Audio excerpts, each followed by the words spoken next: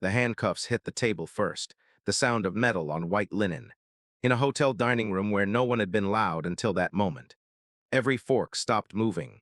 Every conversation died. Officer Brett Dekker's voice cut across the stillness, with the particular confidence of a man who had never once been wrong about anything in his own mind. "Stand up," he said. "Hands where I can see them." He thought he had found a man who didn't belong. He had found the wrong man on the worst possible night of his career. The Hargrove Hotel had been the finest hotel in Delwood, Virginia, for 41 years. It sat on the waterfront edge of the city's downtown, a 12-story building of dark glass and brushed steel that looked out over the Elizabeth River with the permanent composure of a building that had weathered enough to stop being impressed by its own view. Its restaurant on the ground floor, the Meridian, ran 60 covers at dinner service and had a dress code that was not posted but was enforced through the particular social mechanism of a maitre d' who had been doing this for 19 years and knew exactly what was required. On this particular Friday evening in October, the Meridian was running at near capacity. The hotel was hosting two events simultaneously: a private retirement dinner for a federal appellate judge on the second floor, and the Delwood Police Department's annual Valor Award ceremony in the grand ballroom on the mezzanine level. The ballroom had been filling since 7. Officers in dress uniforms and department decorations had been moving through the lobby in clusters, their shoes shined and their ties straight, accompanied by spouses and partners who had dressed for the occasion. The Valor ceremony was a significant event in Delwood. 140 people, a catered dinner, a keynote address by a speaker who had been announced 3 months ago and whose name had made the chief very pleased when he confirmed her attendance. Commander Marcus Webb had no connection to either event. He was in the Meridian because his flight had been delayed by 4 hours, and the hotel was across the street from the airport and the restaurant had a table available and he had not eaten. Since 11 that morning, he had checked in at 5:40, gone to his room, changed out of his travel clothes, and come down to the restaurant with the specific intention of eating a meal and sleeping for 8 hours before his rescheduled 6:15 departure. He was 43 years old, solidly built, with the quiet, self-contained bearing of a man accustomed to operating in environments where composure was a professional requirement. He was wearing a dark gray blazer over a navy Henley, slacks, dress shoes. The clothes of a man who had packed for a working trip and was eating alone in a hotel restaurant at the end of a long day. He had ordered the swordfish and a glass of water. He had his phone, face down on the table. He was reading nothing, looking at nothing in particular, the way people look when they have been looking at things all day and are using dinner as a form of decompression. What he wore inside his jacket, clipped to the inner breast pocket, was a government lanyard with an access badge. He had taken it off in his room and then, out of the reflex of a man who did not like to leave credentials unattended, put it back. The badge was small, dark blue, with a gold border and a photograph and a designation printed below his name. He wore it inside his jacket because restaurant dining did not require it to be visible. It was not invisible because it was hidden. It was invisible because no one had looked. That was about to change. Officer Brett Dekker had been with the Delwood PD for 11 years. He was 37 years old, the kind of officer who was described in department evaluations as assertive and community-focused and who was described by the officers who worked beside him as someone you wanted on a call because he committed fully and asked questions after. He was not a bad officer in the gross sense. He was a good officer in the specific, limited sense of a man who performed his professional duties with energy and conviction, and who had never developed the habit of separating his confidence from his accuracy. He was, that evening, dressed in his full-dress uniform for the Valor ceremony. He was the recipient of one of the evening's commendations, a departmental citation for a hostage situation he had helped resolve 8 months earlier, which was a genuine achievement and one he had earned. He was not supposed to be in the Meridian. He was supposed to be at the pre-ceremony reception on the mezzanine. But the reception had started late and he had stepped away to make a phone call and he had come through the wrong door and found himself in the hotel restaurant and had been walking through the restaurant toward the lobby when he saw Commander Marcus Webb sitting at table 14. He did not know Commander Webb. He had never seen him before. What he saw was a large black man, alone, at a table in a busy hotel restaurant, wearing a blazer and sitting with unusual stillness. Not the stillness of a man at peace, to Dekker's reading, but the stillness of a man who was watching the room. He took in the unattended water glass, the phone face down, the way Webb's eyes tracked the movement of the servers. He constructed, from these observations, a story. The story was wrong, but it felt to Dekker like professional instinct, which is the particular trap that waits for officers who have never learned to distinguish between pattern recognition and prejudice. He also, somewhere in the periphery of his decision-making, knew that the hotel had flagged a suspected card fraud earlier in the week. The flag had gone to the detective division and had been largely resolved, a front desk error. Not an actual fraud, but the information had circulated through the department and had lodged in Dekker's memory with more weight than it warranted. He told himself, walking toward table 14, that he was being thorough. He was not being thorough. He was being something else. And the difference was a thing he would have to sit with for a long time afterward. His partner, Officer Renata Torres, had followed him through the wrong door. She was younger, 28, 4 years on the force, smart and careful and not yet certain enough in her own judgment to override her senior partners. She watched him cross the restaurant floor and felt something that she would later describe, in a statement, as a hesitation she did not act on. She did not act on it. That too was something she would sit with. Dekker stopped at table 14. He put his hand on the back of the empty chair across from Webb in the casual, territorial way that some officers use to establish ownership of a space before they have established any right to it. "Excuse me, sir." His voice was polite on the surface. The surface was not the whole of it. "I'm going to need to see some ID." Commander Marcus Webb looked up from his swordfish. He looked at Dekker, the dress uniform, the polished shoes, the commendation ribbon already pinned above the left breast pocket in preparation for the ceremony upstairs. He noted, with the trained eye of a man who spent his professional life assessing threats, that the officer was not in his jurisdiction in the traditional sense. This was a hotel restaurant, not a street corner. He noted the partner standing 5 feet back. He noted that neither officer had identified themselves, stated a reason for the request, or done any of the things that a lawful investigative stop required. "Good evening," Webb said. His voice was level. "Can I help you with something?" "Just need to see some ID," Dekker said, routine. "Is there a reason you're asking?" "Routine check," Dekker said. "Hotel security matter." "I'm a hotel guest," Webb said. "I checked in at 5:40. My name is on the reservation." If there's a hotel security matter, the hotel security staff would be the right people to address it. Dekker's jaw shifted. "Sir, I'm going to ask you one more time." "I heard you the first time," Webb said. He folded his hands on the table. His food was still in front of him. "I'm asking you to explain the basis for this request." "That's a reasonable thing to ask. You fit the description of someone we're looking for in connection with a fraud investigation." It was not true. It was the kind of thing that becomes true in the moment it is said, in the mind of the person saying it, because saying it out loud creates the justification the absence of one requires. Dekker had no description. He had a flag that had been largely resolved and a man sitting alone at a restaurant table and the specific, habitual momentum of a person who had issued a request and not received compliance. "What description?" Webb said. "Sir, I'm asking you to describe the description," Webb said. "Specifically, what does this person look like and how do I match it?" The maitre d', whose name was Vincent and who had been doing this for 19 years, had materialized at the edge of the table. He was watching the exchange with the expression of someone who has seen enough of the world to know when something is going wrong and who is not yet sure what his role is in stopping it. "Is everything all right?" Vincent asked. "Fine," Dekker said without looking at him. "I'm a guest," Webb said, looking at Vincent. "I checked in this afternoon. Marcus Webb, room 614. Vincent looked at Webb. He recognized him. Not personally, but in the way that a maitre d' recognizes guests who belong in his restaurant. The blazer, the bearing, the quietly correct way the man was sitting. He looked at Dekker. He looked at the dress uniform. He made a calculation that was the wrong calculation, because it prioritized the uniform over the other available information. "I'm sure it's just a misunderstanding," Vincent said. He smiled the smile of a man who has decided to be neutral in a situation that does not have a neutral position. Webb looked at him. He did not say anything. Dekker pressed.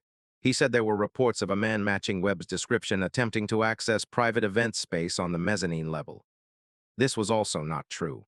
He said he needed Webb to come with him to the hotel security office to sort it out. He said it would only take a few minutes. He said the phrasing of "come with me" while simultaneously conveying that the invitation was not optional. Webb did not stand up. "I'm going to ask you one thing," Webb said, "and I want you to hear it before you say anything else." He looked at Dekker. "Am I being detained?" Dekker looked at Torres. Torres was watching Webb with an expression that had moved from detached to attentive to something harder to name. The expression of a person who is beginning to suspect that they are on the wrong side of something, does not yet know how to say that out loud. You're being asked to cooperate with a lawful investigation, Dekker said. That's not what I asked, Webb said. Sir, I am going to need you to stand up. No, said Webb. The word landed like a stone in still water. Not loud, not aggressive, precise. The particular word of a man who has determined with full information that he is not going to do the thing being asked of him, and who has the professional composure to deliver that determination without heat. Dekker's hand went to his handcuffs. The table to Webb's left, a couple in their 60s who had been trying very hard to look at their menus, stopped pretending to look at their menus. The table to his right, a group of 4 who had gone quiet when Dekker arrived, went quieter. Vincent, the maitre d', was still standing at the edge of the table, his smile gone, his hands folded in front of him with the careful positioning of a man who has just understood that neutrality is no longer available. Stand up, Dekker said.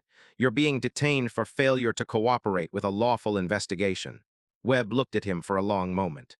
It was the look of a man performing a final, thorough assessment of the situation in front of him before deciding what to do with it. He stood up, not because he was complying, because he was choosing to control what happened next from a position of dignity, rather than being dragged out of a chair. He put his hands at his sides, visible, open. I want you to know, he said, in a voice that was completely, utterly calm, that this is being recorded. He gestured toward the wall-mounted camera at the corner of the restaurant ceiling. That is also being recorded. And I want you to know my name. He looked at Dekker. My name is Marcus Webb. I'm a guest in this hotel. I have done nothing wrong. And whatever you think you're doing right now, you are making a mistake that is going to matter. Dekker reached for the cuffs. Webb did not resist. He brought his hands behind his back with the practiced, deliberate motion of a man who had spent enough time in environments where compliance under protest was the correct tactical choice.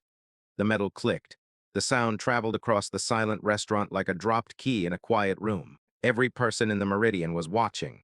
A woman near the window had her phone out. She was filming. She had been filming for 2 minutes. Torres watched the handcuffs go on and felt the hesitation she had not acted on earlier crystallize into something more concrete and more uncomfortable. She was watching a man who had not raised his voice, had not made a threatening gesture, had not done anything except refuse to stand up when asked, being restrained in a hotel restaurant in front of 60 people on the basis of a fraud description that she knew, in the honest part of her mind, had been invented 15 seconds before it was stated. She thought about what her training officer had said to her in the 3rd week of her first year, about the difference between the job requiring you to do something and your partner requiring you to do something. She thought about the distinction he had drawn between those two things. She thought about how she had nodded at the time and believed it was a distinction she would always be able to make. She was finding out, right now, that it was harder than it had sounded. She did not say anything. She watched. That would be the thing she would spend the most time thinking about afterward. Not what she had done, what she had not done. Dekker had his hand on Webb's arm, steering him toward the lobby. They had made it 6 steps from table 14 when Webb said, I need to make a phone call. You'll have an opportunity. Now, Webb said. His voice had not changed temperature. It had changed register. It was the register of a man issuing an instruction, not making a request. I am entitled to contact my legal representative. I am invoking that right now. Before we go anywhere, Dekker hesitated. He was calculating. The restaurant was full of people watching. There was a woman filming. The maitre d' had not moved. The smart play, the voice of experience said, was to let the man make a 30-second phone call and maintain the appearance of procedure. 30 seconds, Dekker said. That's all I need, said Webb. His phone was in his blazer pocket. He could not reach it with his hands cuffed behind him. Dekker, after a moment, reached into Webb's pocket and produced the phone, and held it in front of his face for the facial recognition unlock, and then held the phone where Webb could see it and hear it. Webb did not call a lawyer. He called one number. The call connected in 2 rings. Ma'am, he said, without preamble, without explanation, I'm in the Meridian restaurant of the Hargrove Hotel in Delwood. I've been detained by Delwood PD officers at table 14. I wanted you to know before this went further. A pause. 3 seconds. Understood, said the voice on the other end. Are you all right? Yes, ma'am. Stay where you are. The call lasted 11 seconds. Dekker took the phone back. He looked at Torres. Torres looked at him. Neither of them knew who had been on the other end of that call. Neither of them asked. They should have asked. The answer would have been in retrospect. The most useful piece of information available to either of them at that moment. Dekker walked Webb to the lobby. He positioned him near the concierge desk, not in the security office, not in a private area, but in the open lobby of a hotel that was full of people in evening wear heading toward the mezzanine. For the awards ceremony, he did this because the security office was on the opposite side of the building and it seemed more efficient to wait here while Torres called it in to dispatch. He did not think about the optics. He was not in the habit of thinking about optics. He was in the habit of thinking about efficiency. The lobby of the Hargrove Hotel was a high-ceilinged space of polished marble and ambient lighting, with a central arrangement of tall flower stems and a check-in desk running along the north wall. The elevator bank was on the east side. The grand staircase leading to the mezzanine was on the west side, flanked by a pair of display boards for the evening's events. The board on the left read, Delwood PD Valor Awards Ceremony, Grand Ballroom 8 p.m. The board on the right read, Keynote Address, Admiral Patricia Dunn, USN, Chief of Naval Operations. Commander Webb, standing in the center of the lobby with his hands cuffed behind his back, read both boards. He said nothing. He waited. The lobby was busy. People saw him. People looked at the uniform on Dekker, looked at the cuffs on Webb, made the assessment that the uniform was authoritative and the cuffs were indicative, and looked away. That was the mechanism. That was how it worked. The uniform communicated legitimacy, and the cuffs communicated guilt, and people deferred to the story those two symbols told together, without asking whether the story was true. Torres had stepped away to make the dispatch call. She was standing near the entrance, her back half turned, speaking quietly. Dekker was standing beside Webb with the particular stance of an officer who has made an arrest, and was waiting for the administrative process to confirm it. He was thinking about the ceremony upstairs. He was thinking about his commendation. He was thinking about the fact that he had handled the situation quickly and cleanly, and that the man had not resisted, and that the whole thing would be processed and concluded before 8 o'clock, and he would still be in the ballroom in time for the keynote. He was not thinking about the 11-second phone call. He should have been thinking about the 11-second phone call. The elevator opened at 7:47. Admiral Patricia Dunn stepped out. She was 60 years old, 5'9", in her full dress whites, the Navy's most formal uniform. 4 stars on the collar, ribbons from a career that spanned 4 decades of service, including commands in the Persian Gulf, the Pacific Fleet, and the last 4 years as Chief of Naval Operations. She was in the Hargrove Hotel to deliver the keynote address at the Delwood PD Valor Ceremony, which her office had accepted 3 months ago as part of the CNO's Community Engagement Calendar. She had flown in that afternoon. She had a security detail of 2 who had come down the elevator with her. She was heading toward the lobby desk to confirm the evening's schedule with the hotel liaison. She walked out of the elevator and saw Marcus Webb in handcuffs in the center of the lobby. She stopped walking. Her security detail stopped with her. There are moments in which a person's face does something that carries more information than any words they have yet spoken. This was one of those moments. Admiral Dunn's face went through a sequence that was brief and controlled. She was not a person who lost control of her expressions, but the people close enough to see it clearly would later agree on what they had seen. First, recognition. Immediate, absolute recognition of the man in the handcuffs. Second, something that was not quite anger and not quite disbelief, but was the specific, cold, focused reaction of a person who has encountered a wrong that they are going to address. Third, resolution. The decision forming completely and instantly about exactly what she was going to do next. She walked across the lobby. She did not walk quickly. She did not need to. She walked with the deliberate, unhurried authority of a person who has commanded carrier strike groups and has no interest in performing urgency for an audience. She stopped in front of Officer Brett Dekker. She looked at him. She looked at the cuffs on Webb's wrists. She looked at the display board over Dekker's shoulder. Keynote address, Admiral Patricia Dunn. And back at Dekker. Officer, she said. Her voice was quiet. In a quiet voice, the 4 stars on her collar were very loud. I need you to tell me right now what Commander Webb has done. Dekker stared at her. He had been told there was an admiral speaking at the ceremony. He had not connected the name on the board to the woman in front of him. He connected it now. The dress whites, the stars, the ribbons, the security detail. The calculus resolved itself in his mind in the specific, grinding way that it resolves when a person realizes they have been significantly wrong about something that was in the open the whole time. "Ma'am," he said, "this man was Commander Webb," the Admiral said, looking past Dekker. "Are you all right?" "I'm all right, Admiral," Webb said. His voice was completely steady. He had been standing here for 11 minutes with his hands behind his back, and he sounded like a man who had been waiting for a bus. "Good." She looked back at Dekker. "The commander is a senior naval officer under my command. He is in this city on official business. He is a guest of this hotel. You will tell me clearly and specifically what conduct of his led to this arrest." Dekker swallowed. We received a report." "What report?" "A hotel fraud." "From whom?" "From." He stopped.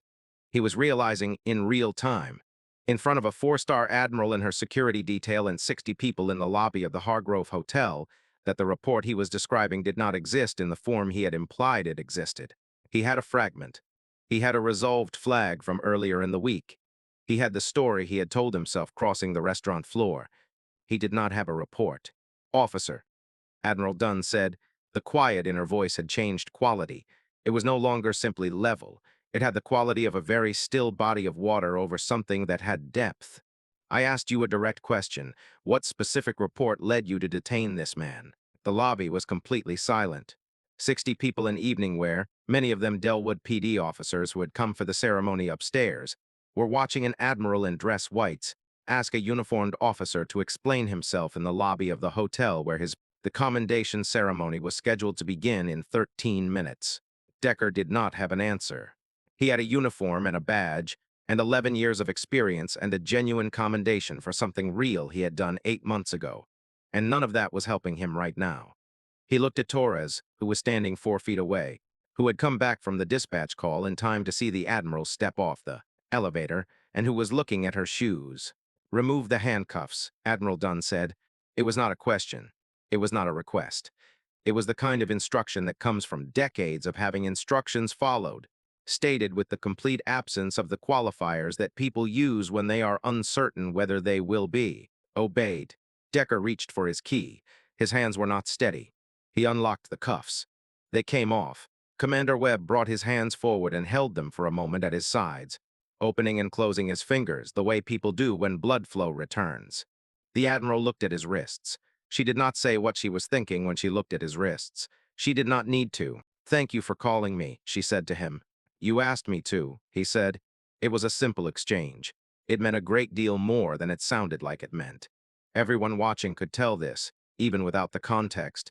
The way you can tell when two people have a history that the surface of their words is not big enough to hold. Webb said nothing for a while after that. He looked at the lobby display board. He looked at the clock. He looked at the elevator. Dekker looked at the floor. Torres looked at her hands. The security desk representative, a young man named Elliot, 23 years old, 4 months into the job, had materialized near the concierge desk and was watching the scene with the expression of someone who has arrived at a situation they were not briefed on and is quietly deciding whether their authority extends to anything useful here. The lobby had gone through several phases of attention. The initial response, the frank, open staring of people who had not expected to see this in a hotel lobby on a Friday evening, had settled into the secondary phase. The sidelong, maintained awareness of people who are pretending not to watch while watching. There were 11 people in the lobby now, not counting the principals and Elliot. 7 of them were watching. The other 4 were performing the act of not watching with insufficient conviction to pass as genuine. A woman near the elevator who had been watching since the moment Webb was brought from the restaurant leaned slightly toward the man beside her and said something in a low voice. The man looked at the display board. He looked at Webb. He looked at the display board again. Something crossed his face. He took out his phone. What he did with his phone would not matter. The Admiral was already on her way down. But the gesture was noticed by several people, and the direction of their gaze when they looked at the display board was noted later by Catherine Marsh, the retired federal prosecutor who had filmed the restaurant scene, who had been watching from a seat near the lobby fireplace since following Dekker and Webb out of the restaurant. She was making notes in the margin of a menu she had taken from the restaurant. She was not a person who witnessed significant things and failed to document them. She had spent 29 years in federal prosecution. Documentation was a reflex. The second thing none of them knew was this. 8 months ago, Officer Brett Dekker had resolved a hostage situation in a parking structure off Fifth Avenue.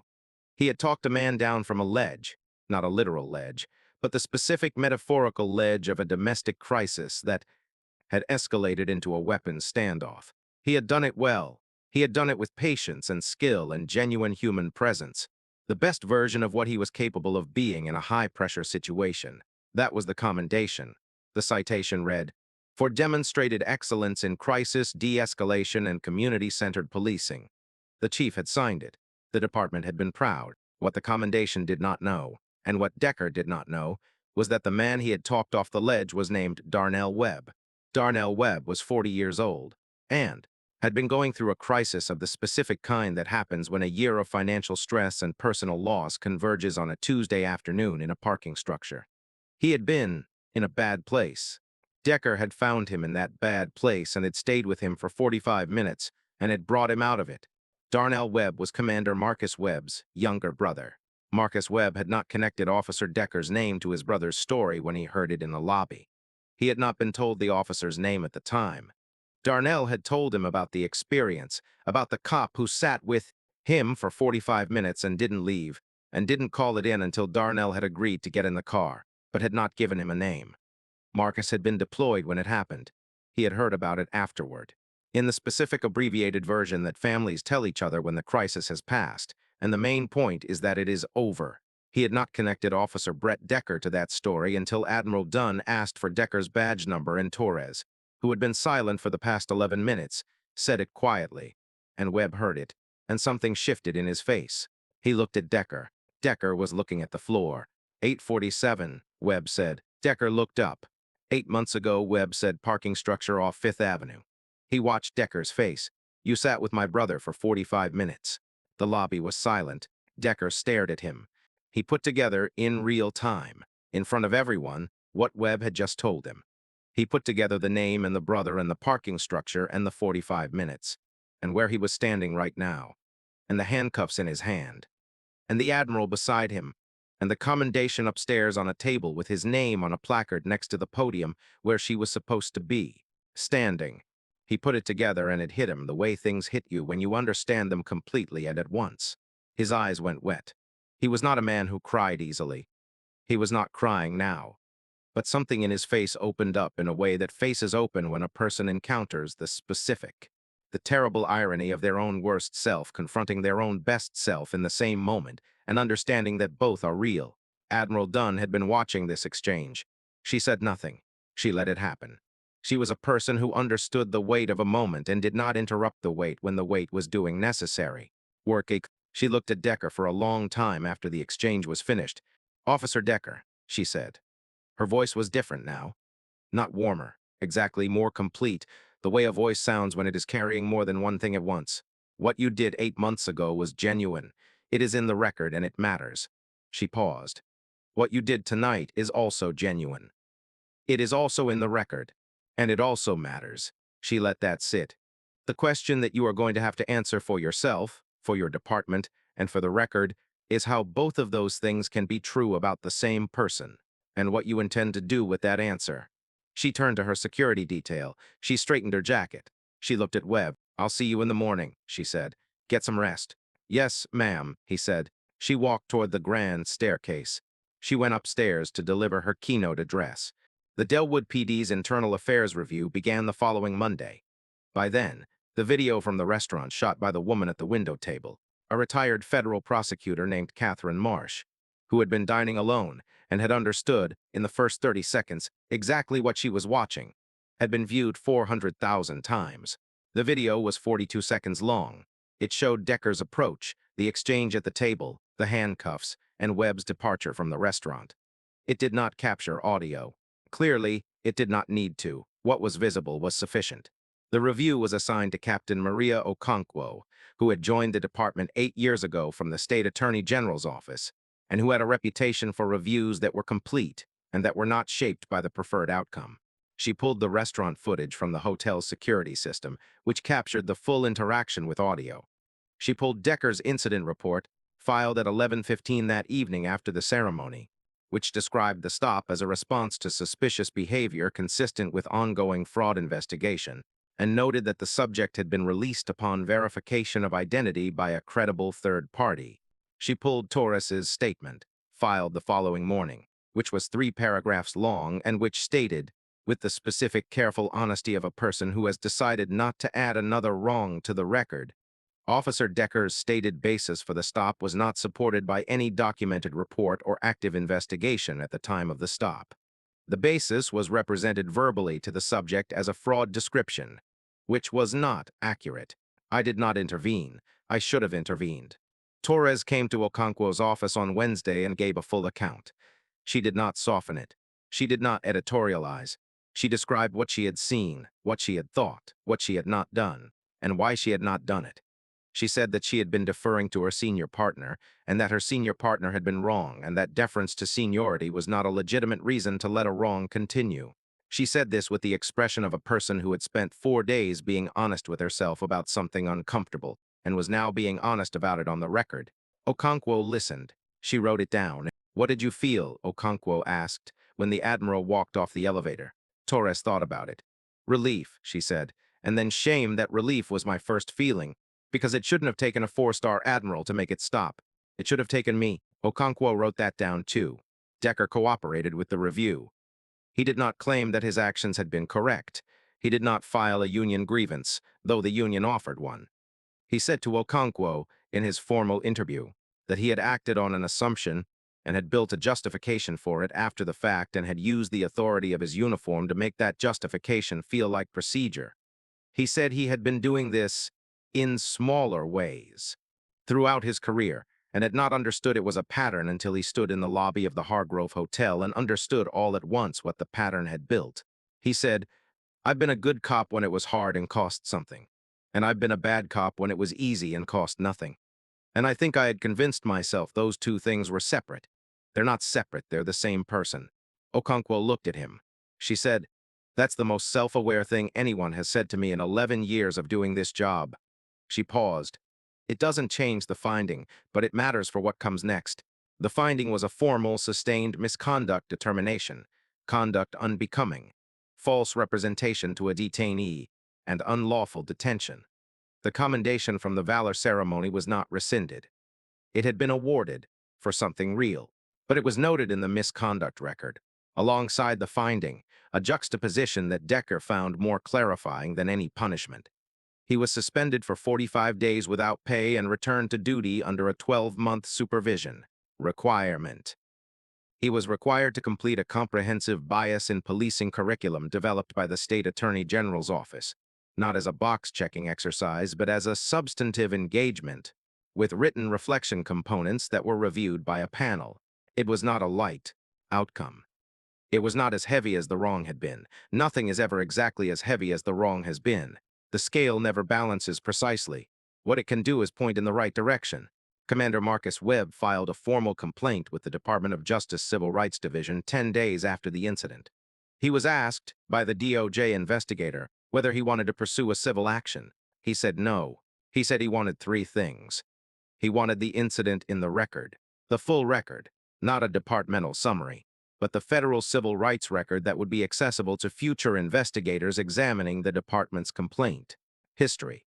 He wanted Torres acknowledged specifically for her statement, because the record should reflect that intervention was possible and that she had chosen honesty after the fact, even if she had not chosen it in the moment. And he wanted the Delwood PD to implement a mandatory review protocol for stops in non-patrol contexts, hotels, restaurants, public transit, where officers were not in a standard patrol jurisdiction and where the basis for a stop was, therefore more susceptible to being rooted in something other than documented conduct. All 3 requests were incorporated into the DOJ's monitoring agreement with the department, which was signed 6 weeks after the incident. The DOJ investigator asked Webb, at the close of their final interview, if there was anything else he wanted to say for the record. Webb was quiet for a moment. He was thinking about his brother. He was thinking about a parking structure off 5th Avenue in 45 minutes and the best version of what Brett Dekker was capable of being. "I want it noted," Webb said, "that Officer Dekker's conduct in the hostage de-escalation 8 months ago was genuine and was good policing. I want both things in the same record, because both things are true, and I think the record that only captures one of them is a less honest record." The investigator looked at him. "That's an unusual request," she said. "I know," Webb said. "Put it in anyway." 3 months after the incident at the Hargrove Hotel, on a Thursday morning in January, Commander Marcus Webb received a letter at his duty station. The return address was Delwood, Virginia. He did not recognize it. He opened it. It was a single page, handwritten. The handwriting was careful, the kind that belongs to someone who does not write letters often and is paying attention to each word. It said, "Commander Webb, I don't expect you to forgive me. I'm not writing to ask for that. I'm writing because my brother told me you had a brother too, and because I think you know something about the gap between who you are at your best and who you are when you stop paying attention. I have been thinking about that gap for 3 months. I have been in the curriculum the department required, and I have been doing the reflection components. Honestly, which is harder than I expected, and I have been learning things about myself that I did not want to know and that I needed to know. I am writing to tell you that I am paying attention now. I don't know if that changes anything for you. I wanted you to know it anyway. Brett Dekker." Webb read it twice. He folded it. He put it in the inner pocket of his service jacket. He thought about his brother. He thought about 45 minutes in a parking structure and the best version of what a person can be when the moment requires it. He thought about the lobby of the Hargrove Hotel and the specific, terrible irony of a man's best and worst self meeting in the same evening. He did not write back, not because he didn't intend to. He was deployed 3 weeks later, and the deployment ran long, as they do, and the letter stayed in the pocket of his service jacket. He would write back. He had decided he would. He just needed time to find the right words, and time was not always available when you needed it, and the words were harder than they would have seemed from the outside. The letter stayed in his pocket through 3 months of work in places he could not describe. He thought about it sometimes, in the particular way you think about unfinished things that matter. Admiral Patricia Dunn was asked, in an interview with a Navy publication 6 months after the incident, whether she wanted to speak about the Hargrove Hotel. She said, "I'll say one thing about it. Commander Webb called me because I had asked him to call me if he ever needed to. I ask that of every officer under my command. I ask it because I know that there are situations they will encounter in the world in which who they are will work against them, and I want them to know that I am the authority in their chain of command and that I will show up." She paused. "What I hope people take from that evening is not the optics of a 4-star Admiral in dress whites in a hotel lobby. The optics were incidental. What I hope they take is that every officer I command deserves to know that there is someone above them in the chain who sees them fully and will not look away." She paused again. "And that the system that put Commander Webb in handcuffs in that lobby is a system that needs to be better than it is. We are working on that. We will keep working on it. That's all I'll say. If this story moved something in you, if you believe that the record should hold both the failure and the humanity, that accountability and dignity can exist in the same room, and that the people who serve this country deserve better than to prove their worth in a hotel lobby, share it. Hit the like button, subscribe, and turn on notifications so you never miss a story like this one. We will see you next week. The hotel's security camera on the lobby ceiling captured all of it. The footage ran 38 minutes from the moment Webb was brought from the restaurant to the moment the Admiral walked back through the lobby toward the staircase. It was reviewed, in the following days, by the DOJ investigator, by Captain Okonkwo, by the hotel's legal team, and by a civil rights attorney who had been retained to advise Commander Webb on his options. Each of them watched it alone, in a room, with a monitor. And each of them came to the same conclusion about what the footage showed, which was that a man had been detained in a public space on the basis of nothing that could be documented, and had been made to stand in the center of a hotel lobby with his hands behind his back, in front of 60 people for 11 minutes, and had done all of it with a composure that the civil rights attorney later described. In a brief she filed with the DOJ as the composure of a man who has had to be this composed before, in similar circumstances, and who should not have had to be. That phrase appeared in the final DOJ monitoring agreement, not in the findings section. In the preamble, which was the section that described what the agreement was for and why it mattered, the preamble was not legally binding.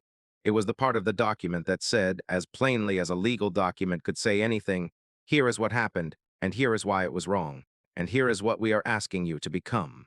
The hotel's general manager, a man named Robert Vance, sent a personal letter of apology to Commander Webb the following week. He also, and this was not legally required, called Vincent, the maitre d', into his office and had a conversation about what had happened and what Vincent had and had not done. When he materialized at the edge of table 14 and said it was probably just a misunderstanding, and smiled the smile of a man who had decided to be neutral, that conversation was private. What came out of it was Vincent's decision, the following month, to enroll in a bystander intervention training offered by a local civil rights organization. He completed it. He told his manager afterward that the hardest part was not learning the techniques. The hardest part was accepting that his neutrality in the moment had been a choice that had a cost, and that the person who paid the cost had not been him. Darnell Webb learned about what had happened to his brother from a text message Marcus sent him from the hotel room that night. The text said, "I'm fine. I'm at the Hargrove in Delwood. Had a situation that's resolved. The officer who helped you last February was involved. I'll explain when I'm back." Darnell called him. Marcus answered. They talked for 40 minutes. It was the longest conversation they had had in 2 years. The deployment schedule made long conversations rare. Marcus told him everything. Darnell was quiet for a while when he finished. Then Darnell said, "He sat with me for 45 minutes when I was at the worst point of my life." "And then he did that to you?" "Yes," Marcus said. "How do you hold both of those things?" "You just do," Marcus said. "You don't get to choose which things are true." Darnell thought about that. He thought about it for a long time afterward.